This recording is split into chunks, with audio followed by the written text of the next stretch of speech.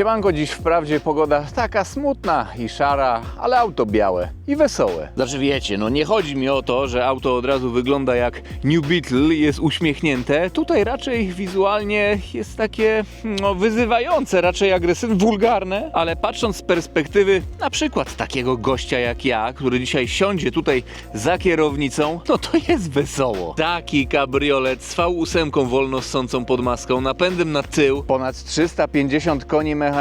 Są tutaj emocje z jazdy, szczególnie są one podkreślone no tym, jak maszyna furczy i burczy. Tutaj mamy taki pilocik od wydechu, no chyba nie muszę wam mówić, co to jest. BMW 650i po lifcie, rocznik 2008, także można powiedzieć LCI. Z rynku USA, no tutaj widzimy obrysóweczki. Miałem pewne wątpliwości, czy nie ma tutaj przypadkiem jakiegoś kagańczyka na brzydkie 210 km na godzinę, ale widziałem film od właściciela. No i nie, przyjrzymy się tej maszynie z bliska, zmierzymy ją raceboxem może nawet, chociaż tak troszkę wilgotno, zobaczymy. No ale panie, 100-200 czy 200-250 raczej tak, skoczymy na próbę autostradową. Hashtag Chris Bangle, tak można byłoby oznaczyć epizod marki BMW z tamtych lat. Czy to E60, mam nadzieję, że ćwiczycie wypowiedź E60, tutaj mamy E64, czy E65, no samochody takie dość kontrowersyjne, znaczy były kontrowersyjne jak wchodziły na rynek, ale jak się okazuje, taki pan Bangle, no miał łeb na karku i dziś te samochody nam się podobają, mimo kontrowersji sprzed 20-15 lat. Taka szósteczka, aż morda się cieszy. Szóstka występowała w wersji coupe oraz cabrio, no i jest to generalnie taka dwudrzwiowa E60. Oczywiście auto różni się znacznie od E60, ale generalnie płyta podłogowa i tak dalej, no wiecie o co chodzi. E60 550i była kiedyś na kanale, także no będzie tutaj takie porównanko, no zobaczymy sobie. BMW 6 tej generacji wygląda bardzo wulgarnie, tutaj pasują ten numer rejestracyjny F, cenzura CK, no YouTube mnie zablokował, jakbym powiedział, co tu jest właściwie napisane bez cenzury. Taki kurczę wóz, wiecie. Kiedyś, gdy ten samochód wchodził na rynek, wszyscy byli w szoku. Boże święty, co to jest? Co to są za cechy stylistyczne? No ale od razu widać, że jest to po prostu BMW. Czy to wcześniej było widać, czy to po latach. Zobaczcie, takie reflektory. No teraz to jest dla nas takie dość naturalne w miarę, ale kiedyś był szok. W ogóle zwróćcie uwagę, jak tutaj szeroko są umieszczone reflektory. Ja widziałem w mediach społecznościowych taką rolkę.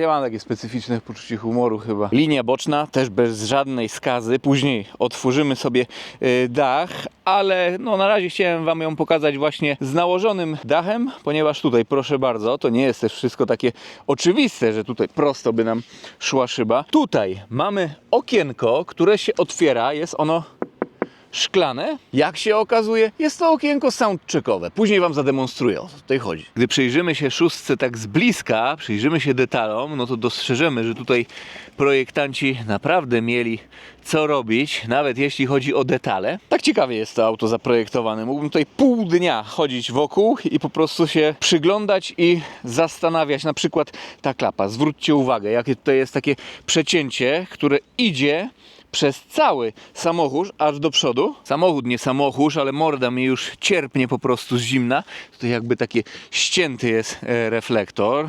Tutaj idzie taki spoiler, ale to też nie jest przypadkowe, bo tu jest linia, jest ona jakby tutaj zintegrowana z lampą. Osoby z działu projektowego Chrisa Bangle miały łeb na karku. Biały lakier, tutaj mamy lakierowane na czarno w połysku wstawki, proszę bardzo, tutaj też. Właściwie nie ma tutaj za wiele takich czarnych, matowych elementów. Daszek nie był wymieniany, zobaczcie, oryginalnie tak wygląda po kilkunastu latach. Mamy tutaj już polifta, 2008 rok, ale ogólnie kiedy weszła czwórka na rynek? Jakoś 20 lat temu. Jezus Maria. Felgi z tyłu szersze, 19 cali, rozmiar opon 285×35, z przodu natomiast oponka węższa 235×40. Felgi zostały tutaj zmienione na auto z USA, no to powiem aftermarketowe. Ładnie wyglądają. Taki wzór a la BBS, jest rand. No chłopie, jest BMW, jest rancik. No i polift, no to też tutaj inne są zderzaki, tutaj te światła przeciwmgłowe, narożnik wsunięte. Wcześniej przed lifcie to chyba są okrągłe. Zmienione nerki na czarne. No i dobra, myślę, że możemy zajrzeć do bagażnika. Oczywiście o jakichś pierdołach typu, że tutaj mamy lampy biksenonowe, nie muszę wam mówić. Tutaj już są LEDowe. No i otwieram bagażnik, bardzo słuszna nalepeczka. Bagażnik wcale nie jest taki mały. Otwór załadunkowy nie jest tutaj za duży, ale no sami zobaczcie. Proszę bardzo. I tutaj jak mamy dach nad głową, o, to możemy jeszcze takie coś sobie zrobić i powiększa nam się przestrzeń załadunkowa, bagażowa. No może 4 osoby tutaj na wakacje się nie spakują, ale lecąc we dwie kabrioletem na takie Włochy na przykład, nad jezioro Garda lub też jezioro Como, no to spakowanie luźny.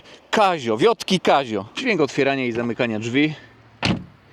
No to takie tutaj, no jest mechaniczny, ale to po prostu kabriolet i tak jest w takich samochodach. Szyb nie ma tutaj klejonych. W kabrioletach też jest zawsze troszkę głośniej. No wiecie, coś za coś. Otwieramy sobie dach i lecimy po prostu z wiatrem we włosach. Słuchamy V8, chociaż akurat tutaj, a zresztą kurczę, później wam opowiem o tej szybie. Proszę, boczek drzwiowy. W ogóle design wnętrza też jest według mnie mega narysowane to wszystko. Zobaczcie, tu fajnie widać, jak jest dwukolorowe właśnie wnętrze. Beżowe. O, tutaj jest beżowo i tak dalej. Czekajcie. No, zajrzymy sobie tutaj do tyłu. Proszę, takie dwa kubełki beżowo. Te fragmenty są czarne, ale lepiej to widać z przodu. Patrzcie, i tutaj ten łuk idzie nam przez deskę rozdzielczą.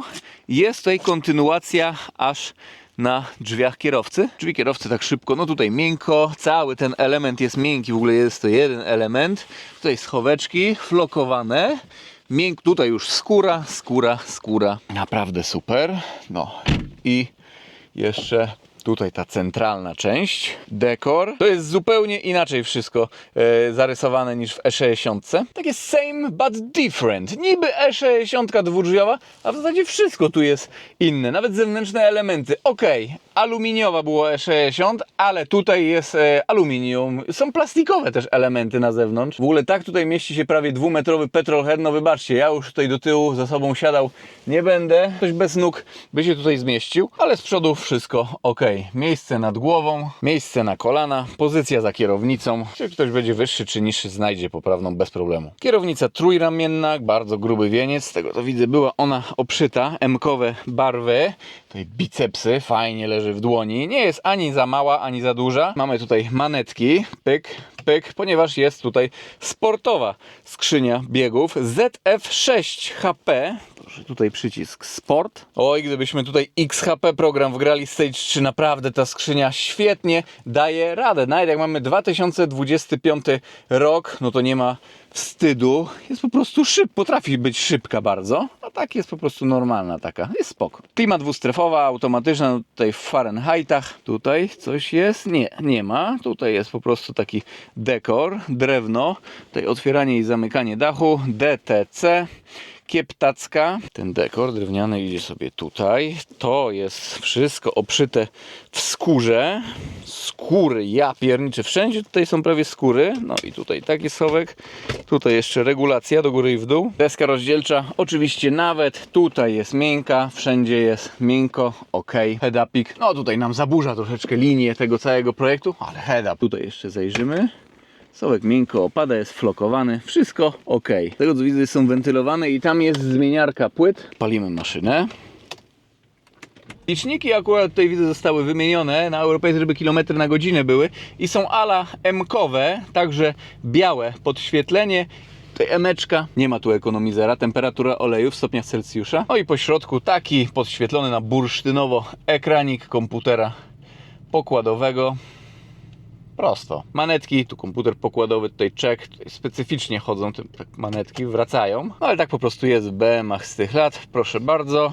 I tutaj jeszcze kierownica jest też elektrycznie regulowana. Fajnie, prosto tak. Kiedyś to był kosmos, ale teraz muszę przyznać, że takie prosto, w sam raz. No i iDrive, obsługiwany za pomocą tych przycisków. Czy on jest na pewno poliftowy? Chyba jeszcze nie. Ale tutaj ta obsługa mi się wydaje, że jest już poliftowa. No tak to jest. Nie wiem, możecie mnie uzupełnić w komentarzu. Ja tutaj w ogóle na iDrive'ie skupiać się nie chcę. Teraz tak.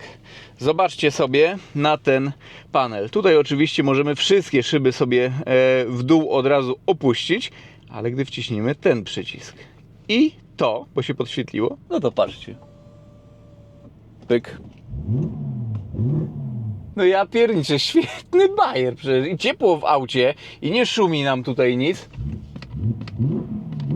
On się aż Buda tutaj trzęsie na boki, przechyla tak. Soundcheck trzeba będzie tutaj sobie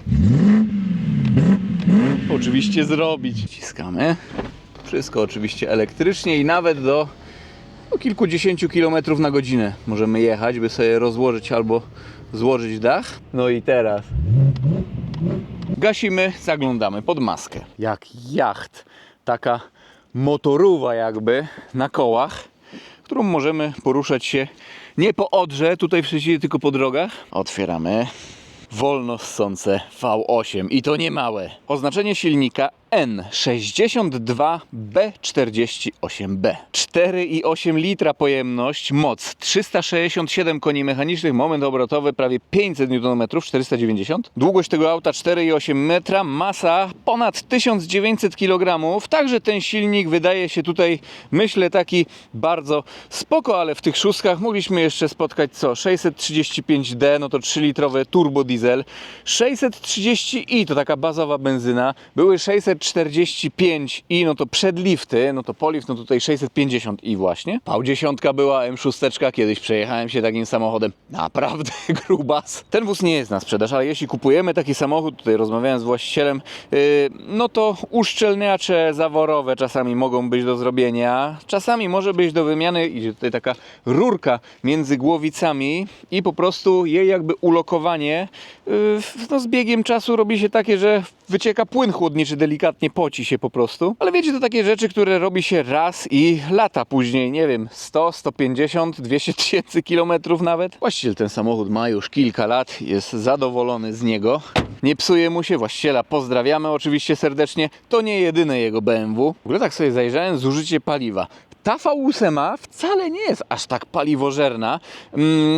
No 10,9 wpisane średnie zużycie paliwa, no jakbyśmy tak eko super jeździli w trybie 50/50 miasto, trasa, no to byłoby to do osiągnięcia. Na trasie ma tu wpisane 7,7, to chyba przy 90 bardziej. Po mieście 16,5. No to tutaj mi by mniej paliła, myślę. To jest tak bezpiecznie podane, takie 16,5. Osiągi 5,6 sekundy do pierwszej setki, a prędkość maksymalna 250 km na godzinę, bo kaganiec, no ale tutaj był pewnie na 210, a czy został usunięty, czy przesunięty, no nie, zobaczymy. Pakuję się za kierownicę i przenoszę się pod autostradę. Czas na próbę autostradową.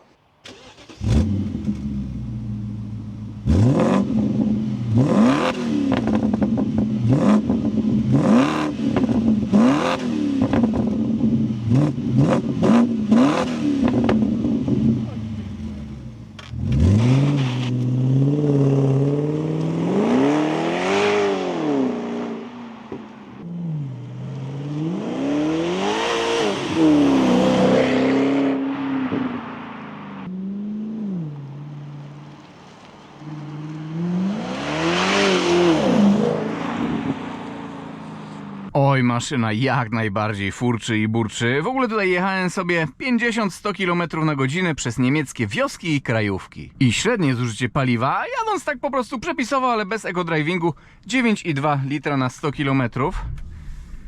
Palimy. Wiecie co, ale tutaj trzeba taki przycisk. Nie, najpierw to trzeba o to zrobić. Lufcik soundcheckowy. Teraz posłuchajmy. Ale to jeszcze nie to. Taki przycisk. O Jezu. To jest coś fenomenalnego. Aż mi się język plącze. Mowa tutaj oczywiście o dźwięku oraz o tym okienku soundcheckowym. No świetna to będzie próba autostradowa. Nie wiem, czy to kanał motoryzacyjny, czy rozrywkowy, czy może trochę to i to. Ja dzisiaj będę miał tutaj z pewnością rozrywkę. No to dajemy na S, na sport. 0-100 nie mierzyłem. Jest po prostu za wilgotno na takie jakieś szybsze starty. Ale aż mi się trochę przypomniała próba autostradowa M3 E90. Tam był inny dźwięk silnika, ale BMW z tych lat z V8, no kurczę, robią mnie. Raceboxik, tutaj GPS-ik, wszystko, klimatyzacja wyłączona. Myślę, że jest ok. No i tutaj takie porządkowe 100-200 za chwilkę będzie. Czekajcie. O, i teraz.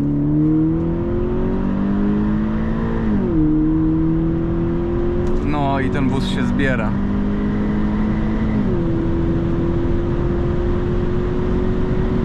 No ale to słychać. Tak troszeczkę wieje, lekko, ale nie jest źle.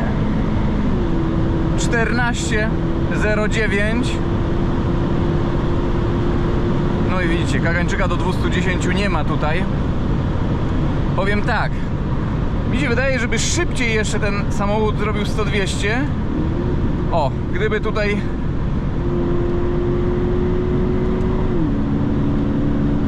manetkami zmieniać biegi, ale nie jestem taki do końca pewny. Pamiętam 550i E60 jak jechałem, nie wiedziałem, że tutaj po prostu pyka się jeszcze o tak manetki. Proszę, wyższy bieg i niższy bieg, czwóreczka. Ło, ja pierniczę, jeszcze kickdown, niesamowite. No i dobra, tutaj wyprzedzanie, no to zwalniamy. Ostatnio była wielka sraczka na Facebooku, że we mgle jechałem 200 km na godzinę Passatem. Kurczę, nawet po słupkach liczę, dzisiaj też jest mgła i to nie wiem, mi się wydaje, jak z perspektywy nakręcę na przykład próbę autostradową z zoomem, no to oczywiście będzie się wydawało, że mniejsza jest widoczność, ale w szerokokonnym obiektywie, czy jak na żywo jedziemy, ale BM-eczka przed nami jakaś groźna też. Te słupki ustawione są co 50 metrów w Niemczech. No to możecie sobie zrobić nawet pauzę i zobaczyć, jaka dziś jest widoczność. Jest mgiełka, ale jest naprawdę wystarczająca widoczność. Wtedy była gorsza, ale te 400-350 metrów mniej więcej było w tych momentach, gdzie jechałem szybciej. No i dobra, BM-eczka, zjeżdżamy. No i dobra, odcinek specjalny.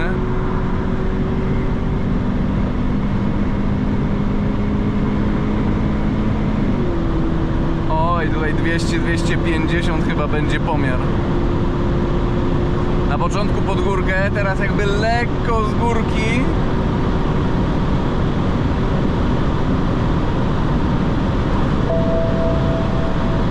No, musimy tutaj odpuścić, bo jakiś błędzik.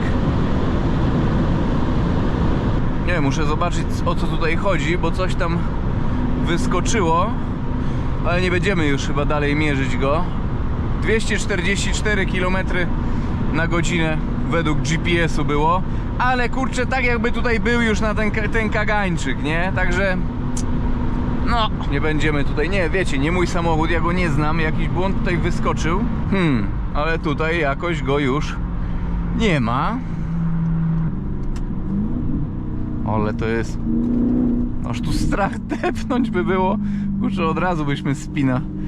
Znaczy ja bym nie walnął spina, bo bym oczywiście kontrę założył, wiecie. Nie no, śmieszki, ale jakby ktoś tutaj mniej doświadczony taki jechał, mniej obyty z takimi autami, no, by wyłączył tutaj kontrolę trakcji.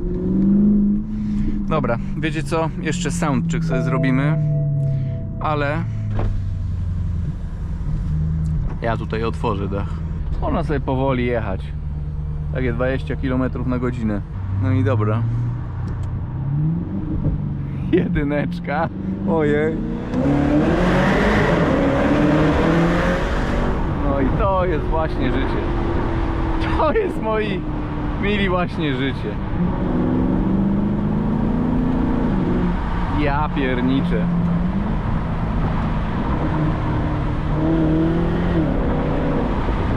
Kozak. A few moments later. Wiecie co, tutaj takie uzupełnienie, wyskoczył błąd, że mało płynu chłodniczego, ale sprawdziłem. Tutaj jest taki spławiczek, wyskoczył i płynu jest max, także nie wiem, może to jakiś błąd sporadyczny, chwilowy. A few minutes later. Jest ok, także pomyślałem, że jeszcze tak się bójniemy. Już nawet rekreacyjnie z otwartym dachem. Czekajcie, tutaj sobie tak zrobię, żeby cokolwiek nie było słychać. No. Pozdrawiam tutaj mojego kolegę Odyseusza, który miał też 650i, była ona na kanale, ale nowszej generacji. Jeździł czasami też zimą z otwartym dachem i było to takie morsowanie petrolheadowe. Także dzisiaj sobie trochę zmorsujemy. Temperatura no 4,5 stopnia na plusie. No i dobra.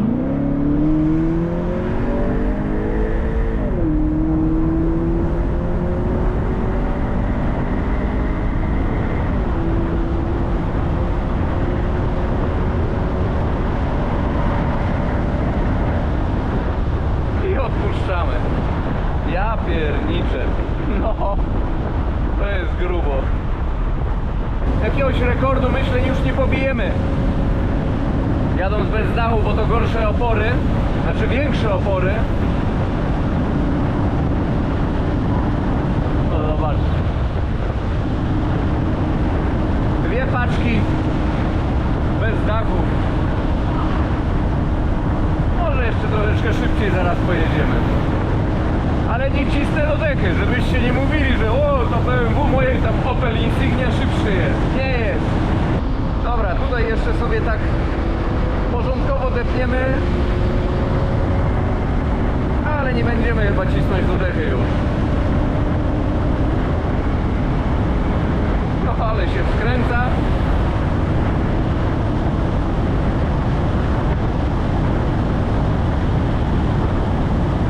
Dobra, damy na 6.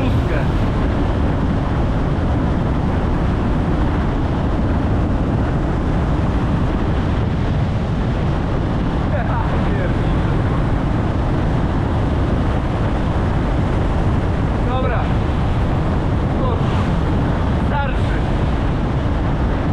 No i okej, tutaj jest chyba jakiś kagańczyk na 245 według GPS-u. Coś takiego mi się wydaje. Coś tak mnie nie chce puścić do końca dalej ten samochód, ale i tak bardzo fajnie. 100-200 zmierzone, próba z nałożonym dachem, ze złożonym. Mam nadzieję, że ten samochód, jak i ten odcinek Wam się niesamowicie podobał. Także pozdrawiam i do zobaczenia w jakimś kolejnym filmie, kolejnym odcinku. Na razie, trzymajcie się. No jeszcze raz tak redukcja. 4, 3.